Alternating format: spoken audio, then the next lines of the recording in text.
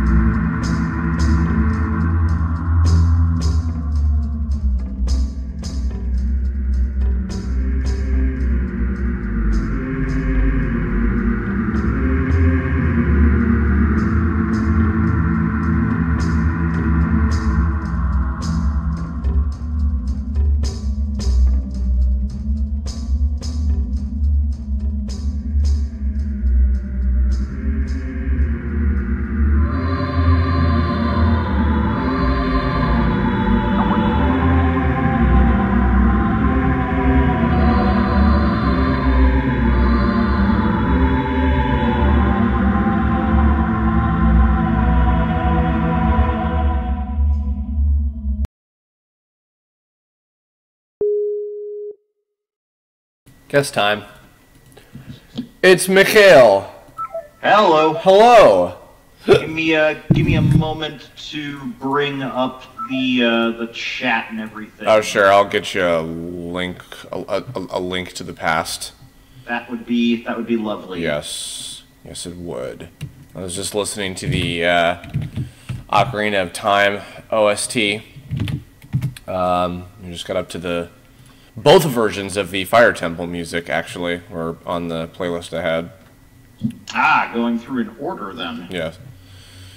Thanks for taking some time. I needed to take a little snack break. I had a very small breakfast. I'm going to be having a very hearty dinner, but I needed to grab a little something real quick. So I'll be back in just 1 second if you want to chat. Sure. Give me that link though. I did.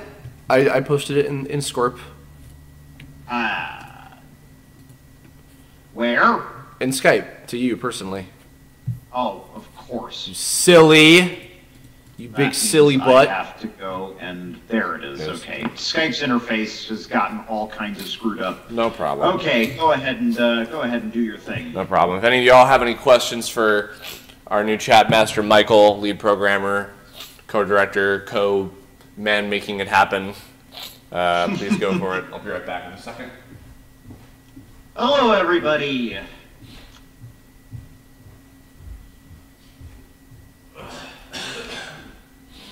Alrighty, so yeah, I will gladly take any questions you guys have. Do note that I can't stick around for very long because I do have to get back to work. I'm doing fine. I've been getting over a little bit of a cold, but I'm almost out of it.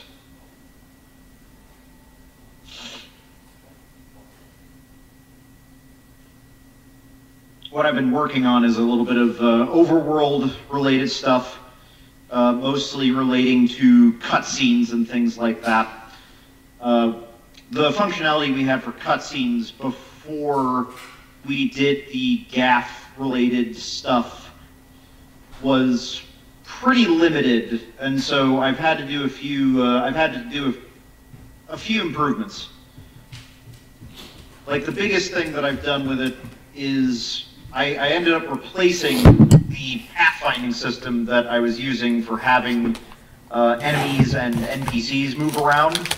So now we've got something that's a little more precise, something that'll have those characters move in a way that's a lot more consistent with the player character, and that will let the player character take move to commands in a way that's more consistent with the NPCs. So it's like they're not working on two different systems now, they're working on one consistent system. Namely, if you're interested in the asset for Unity, it's called the A-Star Pathfinding Project, and it's just a big grab bag of A-Star pathfinding resources. A-Star, if you're not familiar with it, is a particular pathfinding algorithm that's very, very popular in video games. The A-Star Pathfinding Project has like a grid-based navigation system. It's got a nav-mesh-based navigation system, which is what we're using. But generally, it's more open-ended than what Unity comes packaged with, and a lot more flexible. So you can kind of pick how you implement movement, and that's a really big deal. So what I've done is I've kind of implemented this system, and I'm now putting together all of the commands and stuff that lets the characters move around, face towards different objects, and play animations. In particular, I'm looking at the stuff that lets them play custom animations. He's been doing a splendid job. We're now, good God, already less than 2 weeks, I believe, from leaving for GDC. So I'm sure we probably talked a little bit about this before, but we're basically making an updated build using what will be one of the levels from the final game. I've actually gone ahead and I've constructed nearly all of the areas used for the first chapter of the game. I think I have basically one last level to make before we'll be all finished with that. And so we're using about the third stage or so to do some testing stuff and show off a little bit more of what the finalized version of the game will look like and feel like, etc. And so all of our efforts collectively have been kind of focused on that. Although in my case, I guess I'm kind of working ahead a little bit in that I'm working on these particular characters that I'm doing in this batch are going to be appearing in the second chapter of the game. But, you know, when I took my little break this past weekend, I was working on some things that more directly had to do with what we're going to be showing for GDC. So, Chris definitely has the most and the best forward momentum in terms of any arm of the project, I guess you could say, because, yeah, he's got the formula for producing enemies for this game down to an exact science, and it's basically what he's doing is never going to change. At most, there's a couple of special case enemies that I might have him re-export in some way, but otherwise, all of the animations he produces, I can just import with my GAF importer, and then subsequently generate an enemy that just works out of the box. The work that I have to do is wiring up these special abilities and making sure that they don't have any weird gaps or bugs, and revising the system to fill in a lot of the holes that were left when the demo got put together. Like, there's a couple of status effects that we didn't have support for. There's shields and things which we didn't have full support for. Now we have support for them, but it needs debugging. There's a lot of just very, very particular bits and bobs that have to get fleshed out.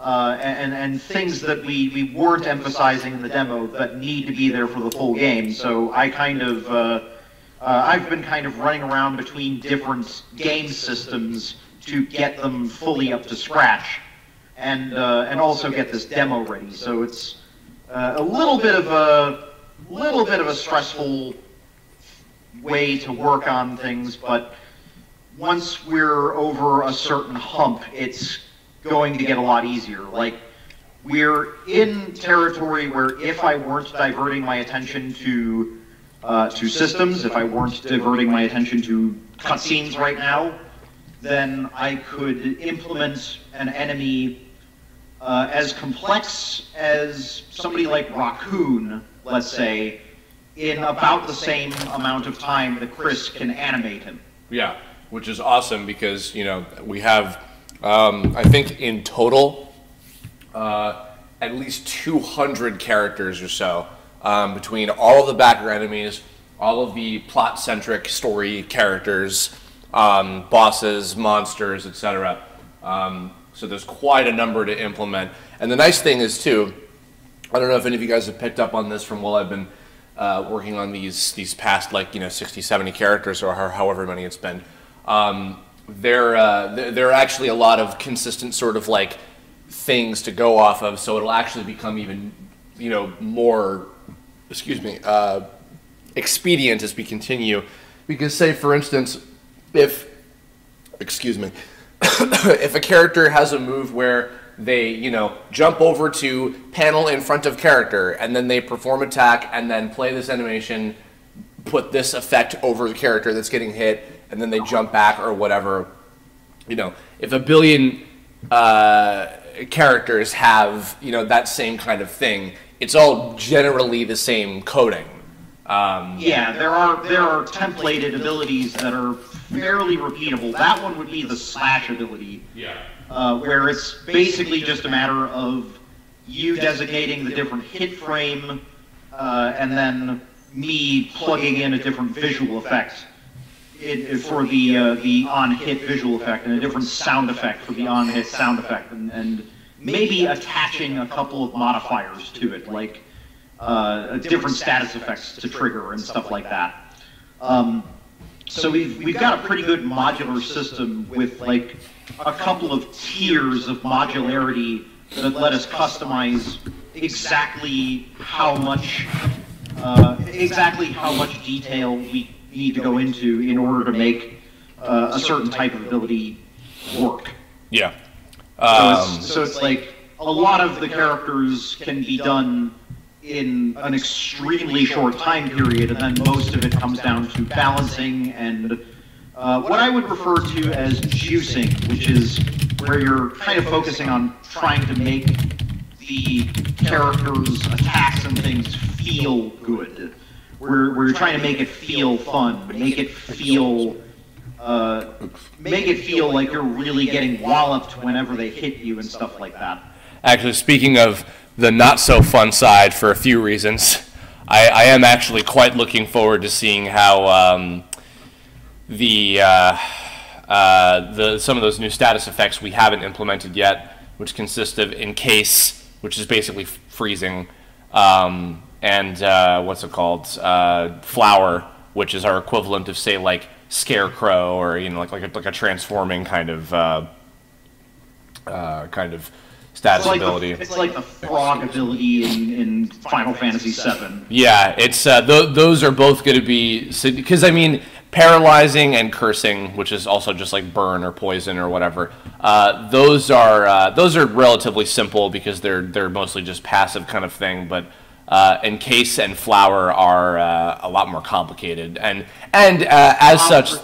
Flower is definitely the hardest one in the game. Yeah, and as such, they equally mess you up as much, because being frozen means you can't move, and being a flower means you can't do anything but defend and and try doing a strike attack or whatever, a really weak little bop attack. Which we've had the animations for those actually for quite a while. We just haven't really showed off. Those have been. It's the problem of transforming the character and getting the sprites, to respond right and everything. It's a little bit of a. I think I've got a good idea about how to do it, because that's not the only time we need to transform something. Yeah. Ominous hint. Oh my God.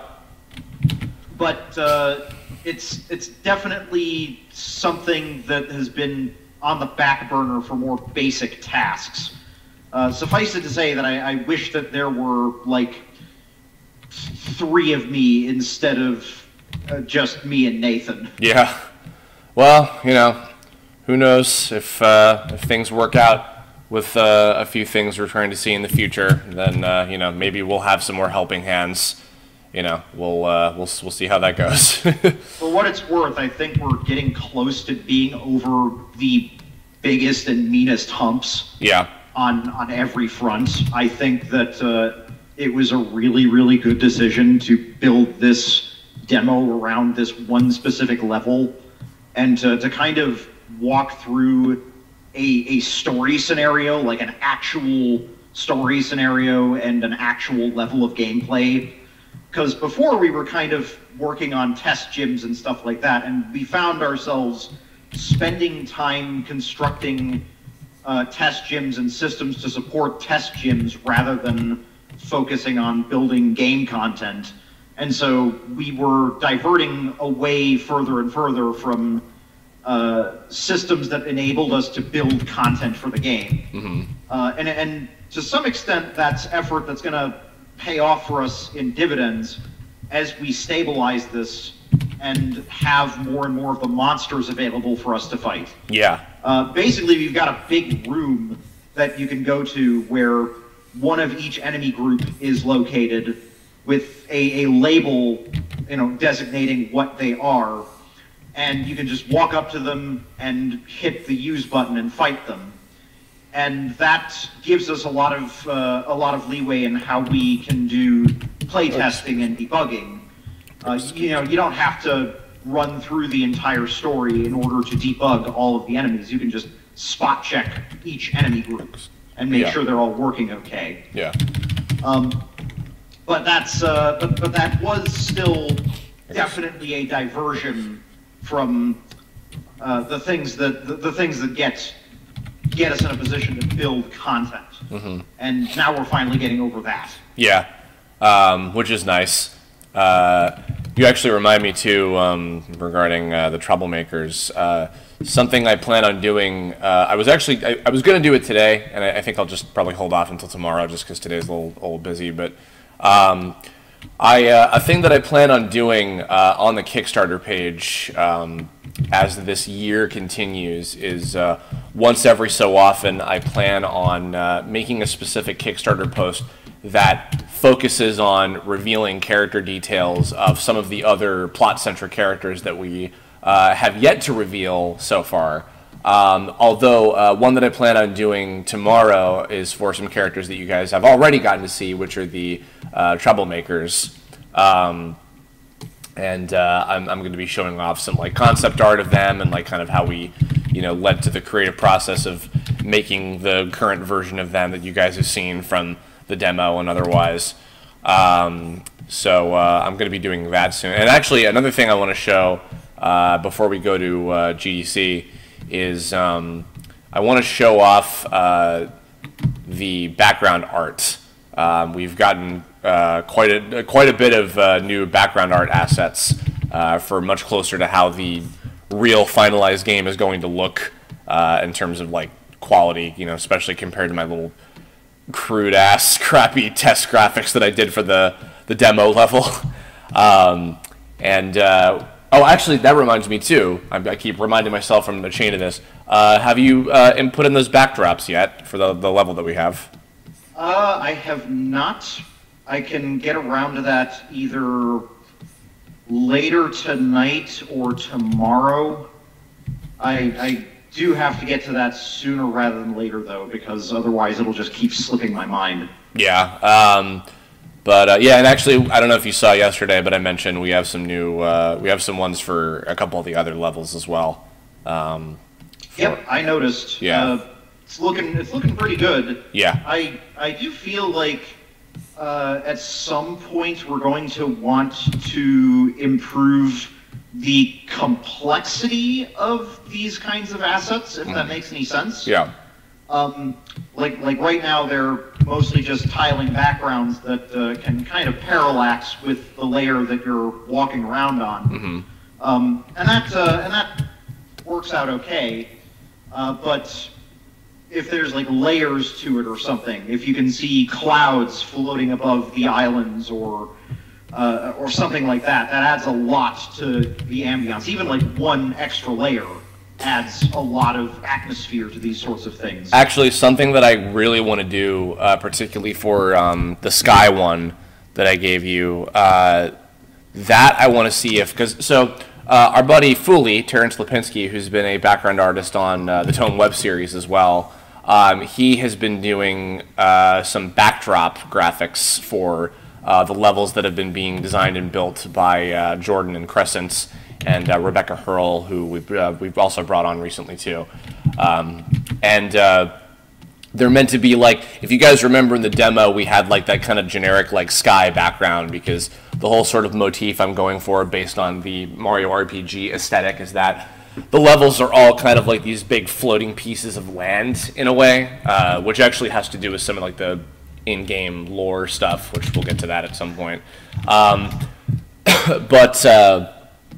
We wanted to have some stuff like that in there, and actually what I was going to do on top of the sky stuff that I gave you, I wanted to have another layer that I would make myself, where I'd make like some little fake looking, or not fake, but I would use the level graphics to make like little faraway versions of some of the other floating pieces of land like underneath it, just like make it look like it's a whole nother level or something, Yeah, that's exactly what I mean. That kind of thing. Just, that's the backgrounds you've got do make it look a lot more complete, but that kind of thing makes it sing. Yeah, for sure. So I'm really anxious to have more of that. I'm really anxious to have a couple of layers going on. Yeah, I definitely want to get to that too. I can understand that that's not the priority right now.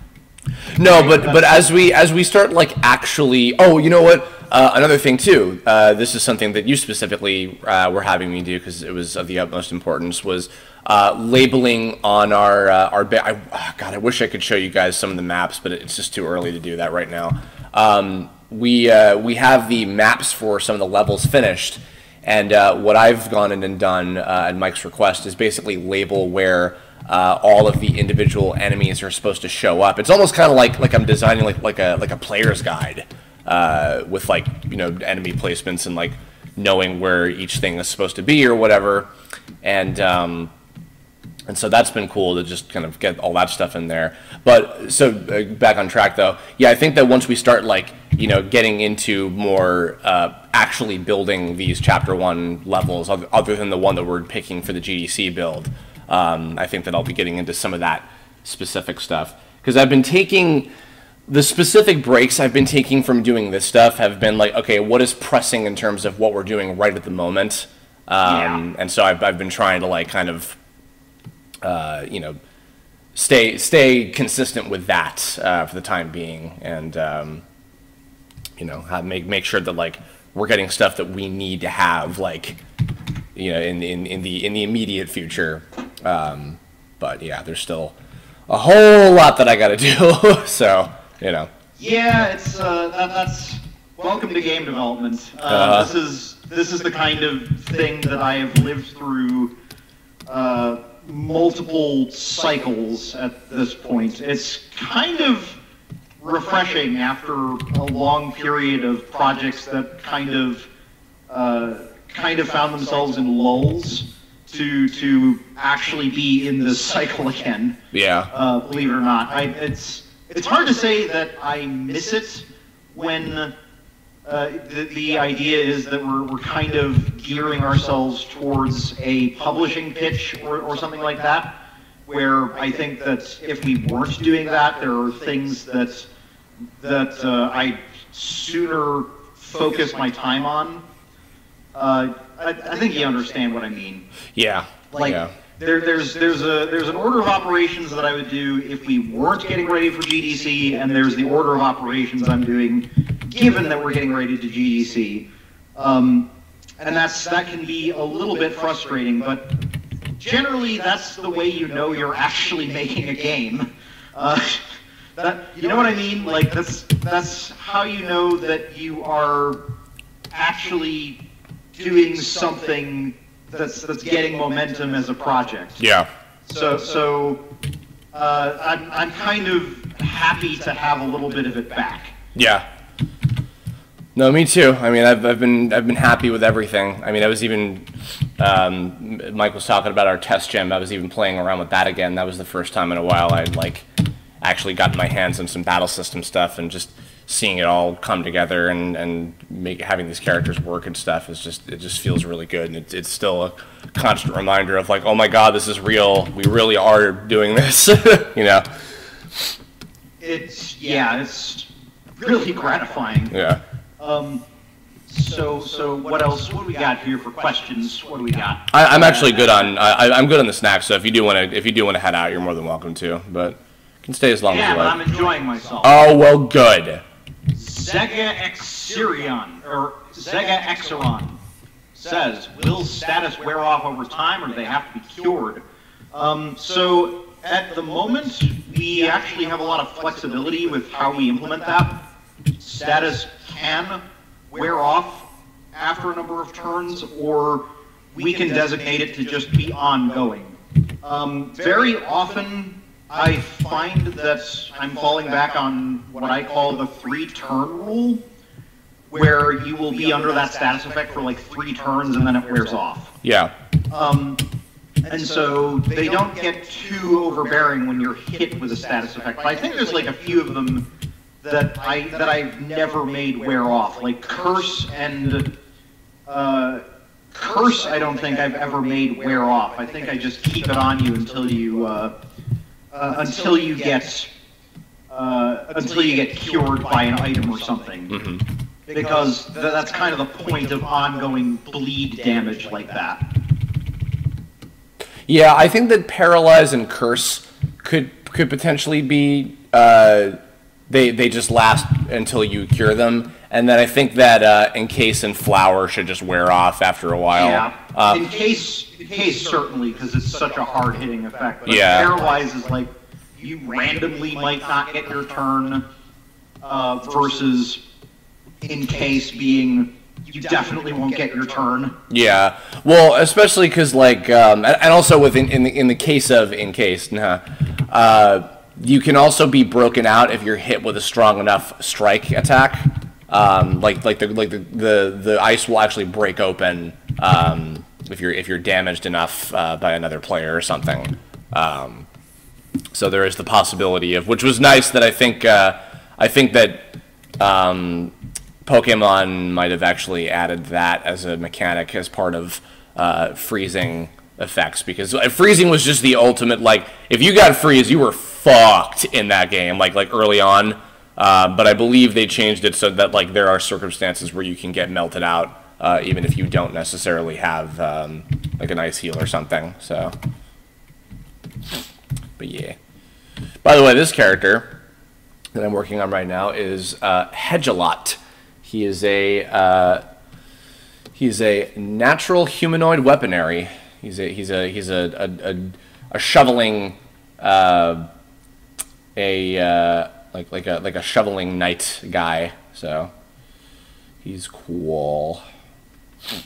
I like what you're doing with it. I like this is kind of reminding me of that that post that got around of, like, that professional anime artist who would take drawings and kind of turn them into characters, right? Yeah. I think you know the one I'm talking about, but this is, like, I like the added detail of the mossy green on the top side of this guy. Yeah. That was a request in the description as well, actually. Yeah, it is cool because it's like, you know, I get these basic descriptions or sometimes like a full-on reference picture or whatever, and then I go ahead and I interpret these different guys in my own way to you know, make them fit within the universe of the game and everything. And it's a lot of fun. It's really cool. And I mean, like, these characters are all, like, so creative. You know, even in my complaining, or not complaining, like my joking around about, like, oh boy, another guy with a sword, like another anime guy with a sword or whatever. Like, you know, even those, like, I like, truthfully, I find something fun to play around with, and, like, you know, some little extra bit of personality that I can add in or whatever, and you know, it's still cool, and I'm just happy that, like, this is going to be the you know, the most consistent amount of content in the whole game, is, like, getting to fight these characters all the time is just awesome. So we're very lucky in that regard.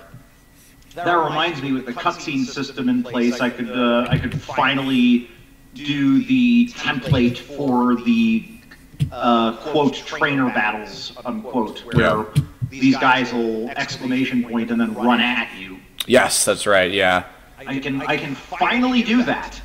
Actually, you remind me of something. I was talking to Scott about this yesterday. So I actually think there's something that I want to integrate into the mid-battle stuff. So in the demo, we had you know, dialogue that would happen in the middle of the fight or whatever, and usually it would pause the action to you know, to have the character say what they're saying. And I do still want to have that, especially for if it's, like, something important that you need to be, like, really closely paying attention to or whatever. But I realize in retrospect that all of these characters are going to have a line each, and the most fitting place for them to state their line is while you're battling them. And I think what we should maybe do is, in order to make it not obnoxious, is I think we should have cases of having dialogue be able to play out that will not stop the game. I think that maybe we could have, like, we can do that, actually. Yeah, I want to have, like, maybe, like, another spot on the, maybe like the bottom of the screen for the battle grid or whatever, where you know, like the little head will pop up and the dialogue will play out, and it will not be stopping the action. It'll just be like, you know, they say their little one-liner or whatever, and then it'll just play out. But if it's something that's like important that like you need to be paying attention to, that like has to do with like the plot or like, you know, getting a hint about their weakness or something, and then you put the time scale on hold and just let the thing play. Right? Yeah. So we got a couple of questions. Do you have a palette swap for poison status? Says Jacob Tucker. Jacob, the poison status in this game is Curse. It is a burning effect. What happens is you actually get a kind of flamey aura that flares up when you hit your turn. Yeah. So we don't have necessarily palette swaps, but we have like a little special effect that like loops, like if you're cursed, you have this little like kind of like fiery thing that just like over you, and then when it becomes your turn, it like flares up, and you play your little hit animation real quick to indicate that you've been hurt, and your HP drains a little bit. So Supermaster Sword, the backer characters are not necessarily evil. The backer characters are simply rivals. Yeah. The Contest of Champions is going on. Everybody wants in on it, and that's not just your player characters, it's also the backer characters. Yeah. So they're about as evil as you could say the other Pokemon trainers in Pokemon are. They're really just battling because that's what you do in the terrain of magical expertise. Yeah, I wouldn't even say that there's anybody necessarily in this game who's like evil. I mean, you know, I guess you could say like maybe the monsters are, or like, you know, those kind of things. But I mean, like even in the lore of the game itself, excuse me, that's up for debate. And you know, the characters are aware that they're just NPCs. But yeah, for the most part, the antagonists of this game are more so just other rivals as opposed to like villainous people or anything like that necessarily. Oh, there are the troublemakers. They're making trouble. That's true. That's true. It's black hat hackers, which is kind of part of the premise of the game. But even then, it's you'll understand. You'll see. Everything will make sense soon. The backer characters are not are definitely not necessarily evil unless somebody explicitly told us in their description that their character is evil. Yeah. And even then, I would kind of doubt. And even then, what really is evil? Aren't we all evil in some way? We're humans. We're sick. We're a dying species. Do we ever get an announcer that says "Battle on" or "Congratulations"? Says Linkar Rocks. There is a like narrator character, which Edwin was. They're pretty sparsely used, but as far as I know, I think that at least in the regular battles, there's not like an in-game announcer or anything necessarily. Not for the time being, at least. Yeah. We might get around to doing that depending on what we've got for. Excuse me, hiccups. I've been catching them from you, Chris. Oh, sorry. I got it from you. It infected me over the line with that. So depending on like what kind of resources we end up having left over for voiceover, it's possible, but we won't necessarily make guarantees. The story cutscenes would definitely take a major precedent over having like battle on and victory announcements. Yeah, I mean, a lot of it also has to do with just like the creative decisions of like what we're doing when it comes to like I guess kind of how much we break the fourth wall in a way, and like, or not even that so much. It's just like it has to do with like what decisions we're making as far as like how like the game world works of like, you know, actually something I had to clarify this for Scott. So the Dojo Master characters, the $500 guys, in the game, they are like true NPCs, like as in they're not real people. They're like characters that are made specifically like in the world of Tome, as opposed to like the $500 boss tiers. Those are players. Like those are other player characters that are going to be part of a team that you fight against. While you do fight the Dojo Masters, they're not like a real person who's playing the game. They're like, you know, one of NetKing Software's like, you know, creations more or less. So like when you go to the dojo, like they'll repeat the same dialogue of like, do you wish to take me on in battle so that you can learn a special technique from me or whatever? Like those characters can repeat the same, you know, dialogue over and over again because they're not real. So, and you know, Chris is being very much a stickler about who talks and when. Yeah. It's quite the ongoing and detailed thread of discussion. Yep. In fact. But as for like victory announcers, I would personally like enjoy having something like that. Mm-hmm. Because, you know, being that I was always kind of a big Smash Brothers junkie, that kind of punctuation to a fight always feels really good to me. But I could understand if that doesn't end up being in the game. Well, who knows? Or maybe it will be in the game and not in the way that you're expecting. Who knows? Maybe I'll be the announcer.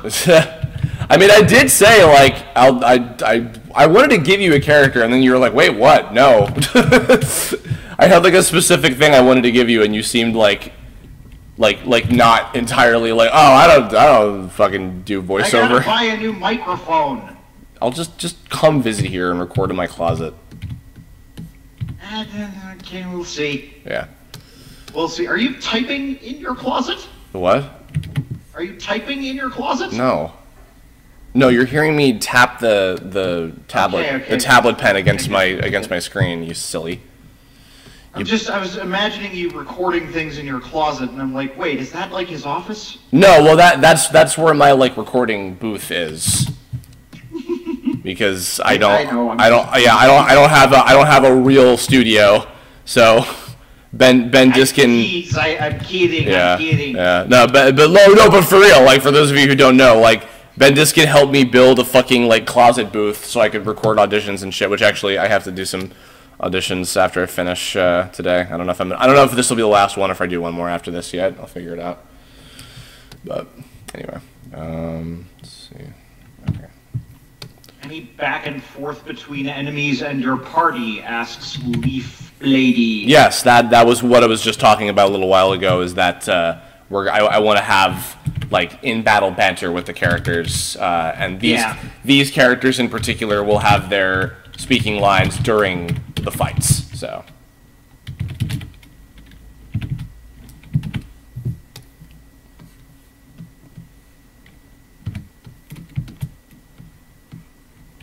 Toothless says, I hear Matt Pat records in his closet as well. I mean, maybe. I'm not sure.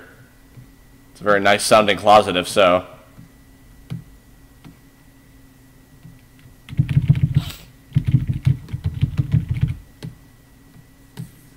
Who else has a question?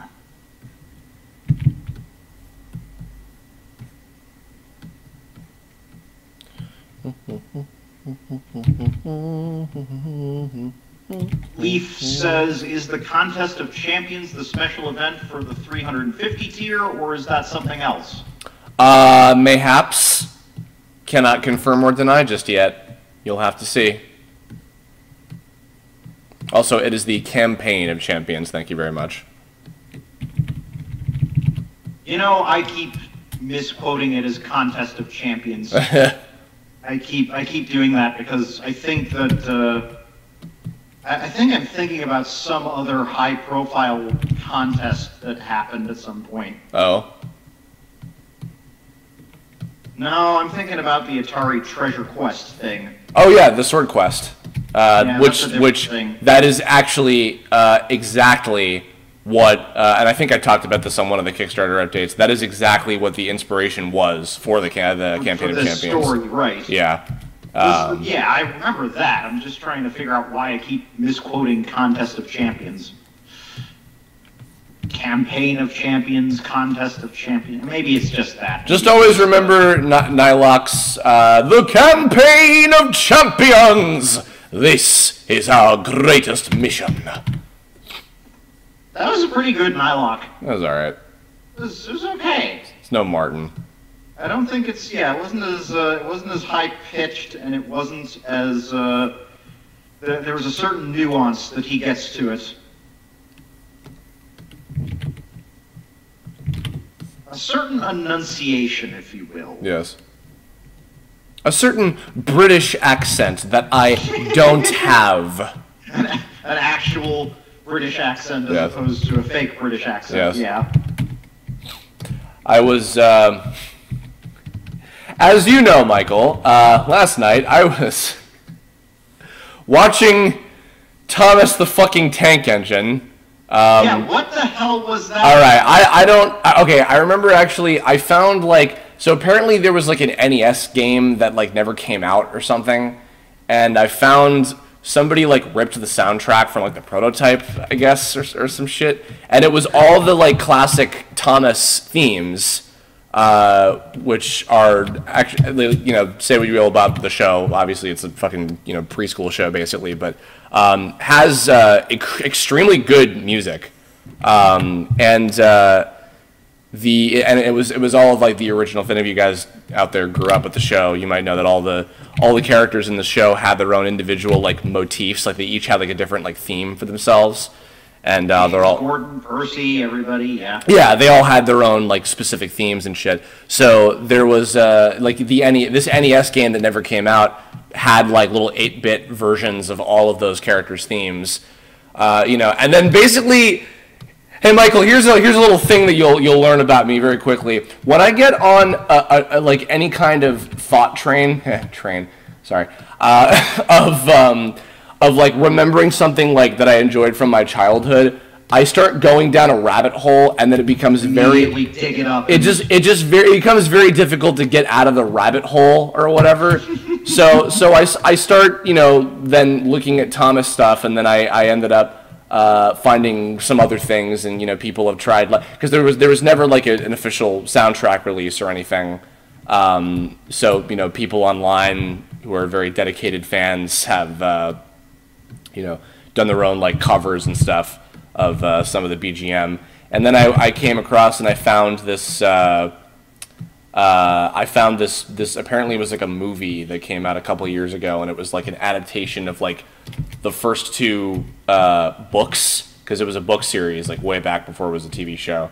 Oh, is that where the movie came from? No, the movie, not the fucking one that Nostalgia Critic reviewed, not the Magic Railway. Okay. No. Although, I was like, oh, good. No. There was a CG animated movie, because this show has been CG the last several years instead of with the models and stuff. But there was a movie that adapted the original, like, I think first two books from way back in the day, and which was also the first two books, quote unquote, were the first, like, that was like the first season of the show, basically.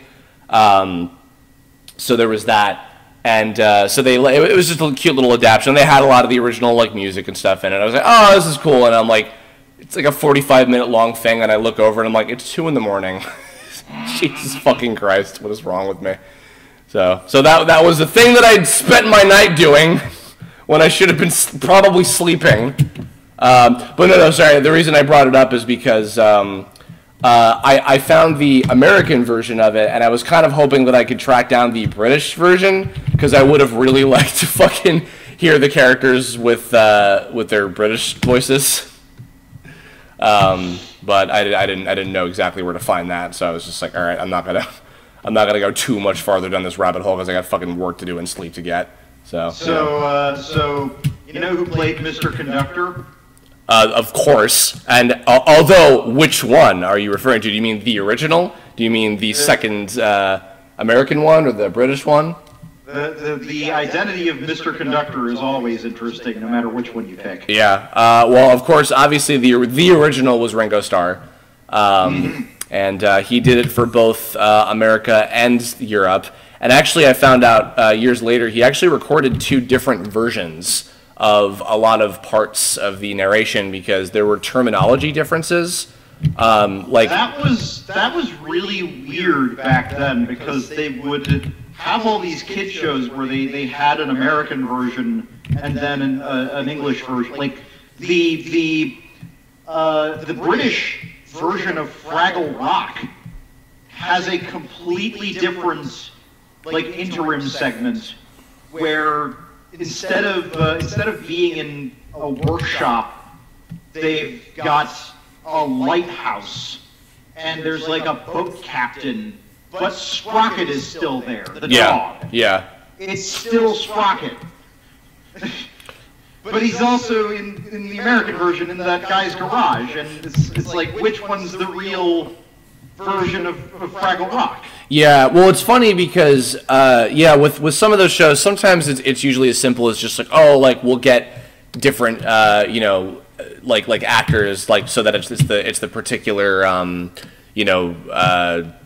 it's the sound of whatever, place it's supposed to be, like that sort of thing. But like, it was interesting because when Ringo was doing Thomas, actually the other thing was they were producing that Shining Time Station show in tandem with it, but that was just for the U.S. Europe did not get Shining Time Station. So actually, when they got the movie and they had all those characters or whatever part of that, they were like, who the fuck are these people? Like, why does this matter? Confusing, right? Yeah, and even like why are there children and why is there a tiny man? Yeah, and that's the thing, is even like the Mr. Conductor thing, that was just like, I think it was just intended that Ringo was going to be the narrator, and then they like made a character out of that for him to be in the show too, when they did Shining Time Station in tandem with it. But no, it was funny because I years later when I found like every fucking Thomas episode on YouTube, and I was like, I'm gonna binge this, in college or whatever. I just felt like doing this one year. I was finding the UK versions, and so there would be differences. And when I was like 5, I fucking watched these videotapes like religiously. Like my poor dad had to probably like he could probably recite these by fucking memory at this point. But so I knew the script backwards and forwards, and I remember, I was like, wait a minute, I remember them saying freight cars. Oh, and they're saying coal trucks here, like stuff like that. And usually it would be something as like minute as that, but they literally recorded different specific lines. Just for those territories, like in order to make it re-record the whole show so that nobody gets confused when you say torch. No, that's the thing, is it was just specific lines. It wasn't the full episode. Although, that's good. As far as re-recording full episodes, though, when they brought George Carlin on to take, that's the one I was going to bring up. Yeah, which was hilarious, and then he also took over for playing the live-action Mr. Conductor character in the Shining Time Station show as well. But I didn't realize this, but he actually went back and redid all of the episodes that Ringo narrated for later printings of the American releases of the episodes and stuff. And actually, I didn't even realize some of the tapes that I had as a kid where he had taken over like predominantly by that point. Some of those episodes, I didn't find out way later, like, oh, there was a Ringo version of this one. Like, there was one in particular, long-time Curblog listeners know, there was one of the Halloween Curblogs I did, I told the story about how the fucking Ghost Train episode freaked me the fuck out because of how creepy the music was when I was like 4 or whatever. I had no idea for all that time there was a Ringo version of the Ghost Train episode, because I grew up only with the George Carlin version, and it was surreal. It was so fucking weird. It was like a missing like piece of my childhood that I had never seen until like 20 years later, and I was like, this is fucking bizarre. It's so strange. It really says something that like I had enough fucking material to make a Did You Know voice acting video about Thomas the fucking Tank Engine. And it's the show that's been on a long time. Yeah. It's been a big part of a lot of people's childhood, so it's not really that surprising. I think it's in like the 20s as far as like season numbers now, something like that. At this point, easily. Yeah. So we got a couple more questions that I will grab a hold of. Oh yeah, sorry, that tangent was way too fucking long. It's cool, man. So if the game's successful and you end up wanting to do DLC, will there be another Kickstarter, or will you use the sales from the game to make the DLC? Asks Leaf Lady.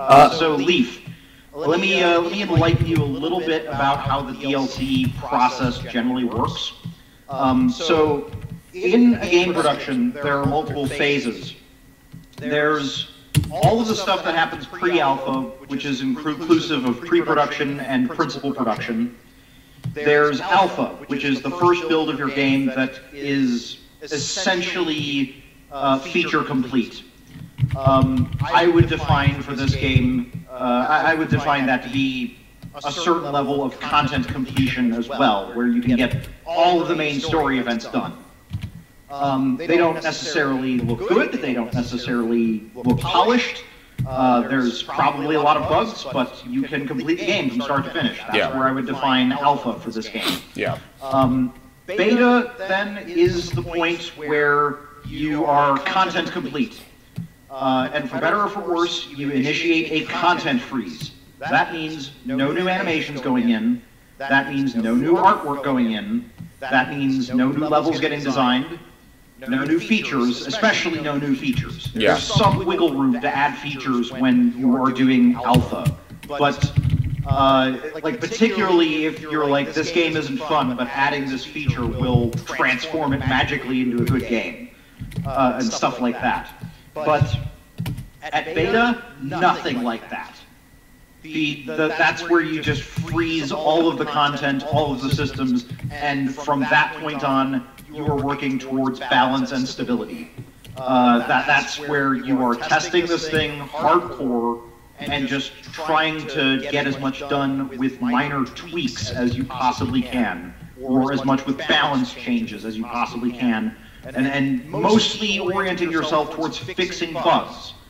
And then finally there is the Gold Master copy, which is the release version of the game that you put out, and after that you support it with patches and things. Ideally, when you are working on beta, you would branch the project, and that's where you would, take all of the team members that are no longer working on the core content of the game and put them to the task of working on DLC. And ideally, you are using at least some resources that were already allocated to building the base game.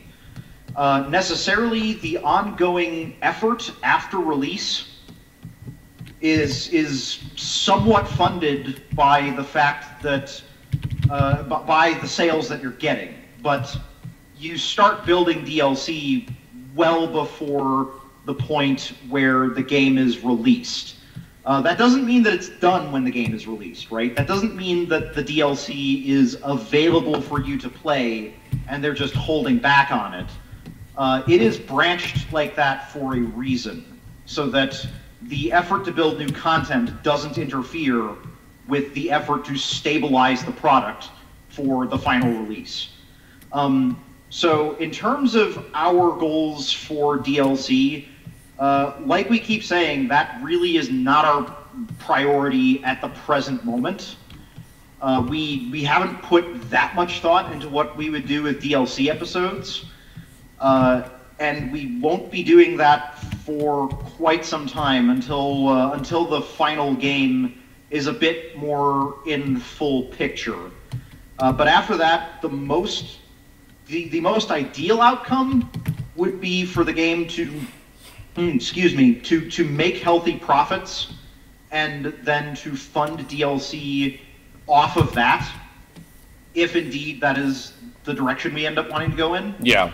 But otherwise, supposing that we get an extra infusion of funding into this, like, we would prefer to have some amount left over after we have hit the beta milestone to be able to keep people working on content that could go towards being DLC.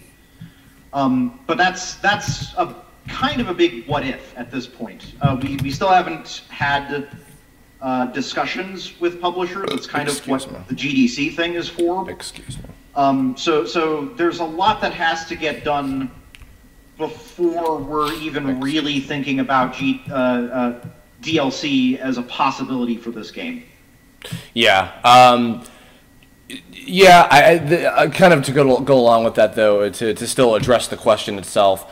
I assume also there's probably something tapered with that when it comes to, like, hey, like, there were only so many opportunities to have backer characters be included into this project. If we were to do DLC campaigns, what is the likelihood of having more of those opportunities open for people to have you know, either their characters appear again or their character, or like, you know, new people to have their characters in. That is the only thing that I would potentially have as a possibility for doing another crowdfunding thing in general.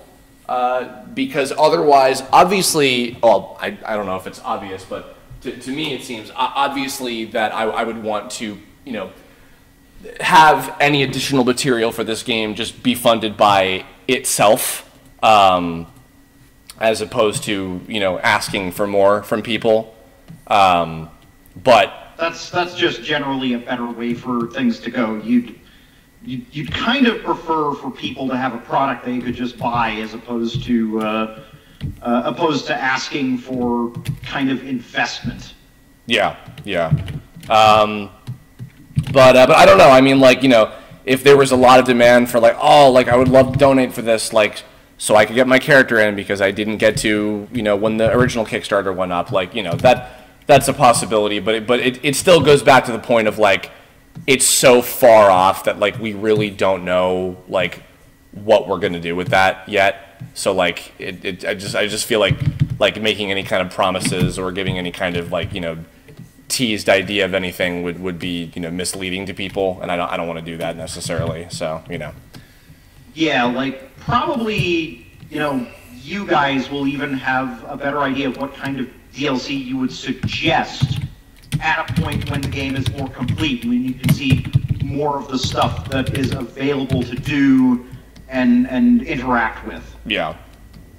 There's certainly other, like, you know, ideas I have for, like, oh, like, this would be cool to tell this story or whatever after, like, you know, the story that I'm telling with the game as it is. But, you know, even then, it's like I'm trying to not get too pipe dreamy with that and just mainly focus on, like, you know, the task at hand. So. There's so much to get done, right? And, like, you're blazing through it at a ridiculous rate, Chris. I want you to understand it is incredibly uncharacteristic for me to work on a project like this and have art be ahead of the programming. Oh, good. Thank God. That almost never happens. And so I don't have any doubt that we'll be able to get all of the stuff that you produce implemented. But yeah, we definitely have a big trek ahead of us. Speaking of which, I should probably get back to the trekking. I should probably get back to... I'm the sort of person where I can either talk or I can program. For sure. I'd like to, if you guys don't mind, take my leave and hop back into it. For sure. Well, Michael, thank you for joining us. Actually, as you say that, I've just completed the battle sprites of Hedgelot. So I'm going to keep it up with him, and I think maybe I will have enough time to do a third. We'll see, because I'm making pretty decent progress. But yeah, I'll let you back to everything, and have a good one. Yep. I will catch you later. All right, boy. All right. Cool. Alrighty, let's get back to it.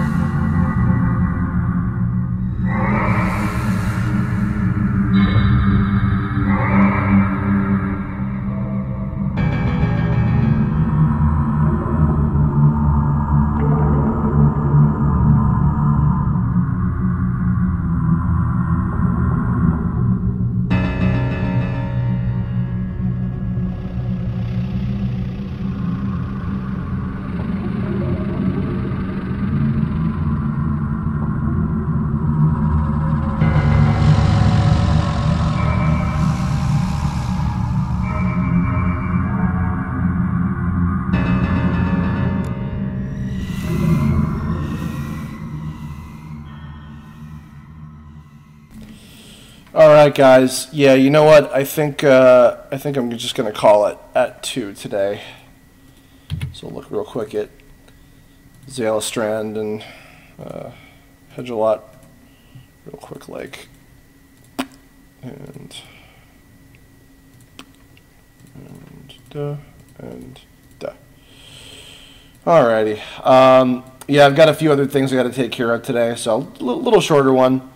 I'll be back tomorrow with some more, probably a little later in the afternoon. Maybe I'll do a longer one tomorrow. Maybe I'll go and do like 4 characters or something, whatever.